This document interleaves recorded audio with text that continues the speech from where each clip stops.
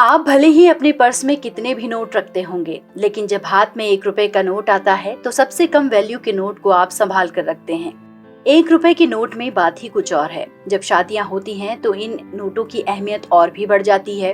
दरअसल 1 रुपए का नोट कई मायनों में दूसरे नोट से ज्यादा अलग है और 100 साल से भी ज्यादा वक्त से ये नोट चलन में है। वहीं 1 रुपए के सिक्के की उतनी वैल्यू नहीं है, लेकिन क्या आप जानते हैं एक वक्त इसकी काफी वैल्यू थी। जी हाँ, पहले 1 रुपए के सिक्के में चांदी भी लगी होती थी, जिससे इसकी वैल्यू काफी ज्यादा होती थी। अगर उस वक्त के सिक्के को सोने चांदी के व्यापारी के पास बेचने जाएं, तो उसके कई गुना पैसे दे देगा। ऐसे में जानते हैं कि आखिर सिक्कों में कितनी चांदी होती थी कि इसकी वैल्यू इतनी ज्यादा थी। साथ ही जानेंगे कि 1 रुपए के नोट से भी जुड़े कई तथ्य जो बहुत कम लोग जानते हैं। दरअसल पहले 1 रुपए के सिक्के में चांदी की मात्रा काफी ज्यादा होती थी। हिंदुस्तान टाइम्स की एक रिपोर्ट के अनुसार उस समय भारत में 1 रुपए के सिक्के में 10.7 ग्राम चांदी होती थी। इसके बाद इन सिक्कों की जगह कागज के नोट का निर्माण करवाया जाने लगा। कहा जाता है कि उस दौरान प्रथम विश्व युद्ध में हथियार बनाने के लिए सिक्के काम में लिए गए थे, क्योंकि इसमें चांदी की काफी मात्रा थी। अगर आज के हिसाब से उस सिक्के की चांदी की वैल्यू लगाएं, तो उस वक्त के 1 रुपए के सिक्के में 700 रुपए की चांदी लगी होती थी। इन सिक्कों के बाद 1 रुपए का नोट छपने लगा। बता दें कि पहली बार 1 रुपए का नोट 30 नवंबर 1917 को लॉन्च किया गया था। पहले ये नोट भारत में ही नहीं बल्कि इंग्लैंड में छपता था और ये सफेद रंग का था। इसके बाद इसमें कई बदलाव हुए और साल 2017 में इस नोट के 100 साल होने तक इस नोट में 125 बार बदलाव किया गया था। अब इस नोट को 104 साल हो गए हैं और ये नोट आज भी प्रचलन में है। बता दें कि साल 1926 में पहली बार 1 रुपए के नोट जारी होने बंद हो गए थे, लेकिन 1940 में 1 रुपए का नोट फिर मार्केट में आया, जो 1994 तक चलता रहा।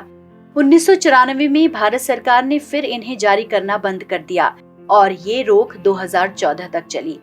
1 जनवरी 2015 से फिर से 1 रुपए के नोट की छपाई शुरू हुई।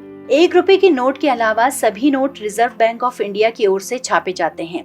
हालांकि 1 रुपए का नोट भारत सरकार छापती है और इसमें आरबीआई गवर्नर के ही नहीं बल्कि वित्त सचिव के सिग्नेचर होते हैं। इसके अलावा इस नोट पर मैं धारक को इतने रुपए अदा करने का वचन देता हूँ लाइन भी नहीं होती है। हालांकि 1 रुपए के नोट के डिस्ट्रीब्यूशन की जिम्मेदारी आरबीआई की ही होती है। आपने कई बार बात नोटिस की होगी कि पहले की तुलना में अब 1 रुपए, 2 रुपए और 5 रुपए के सिक्के पतले और छोटे होते गए हैं। क्या आप जानते हैं कि ऐसा क्यों किया जाता है?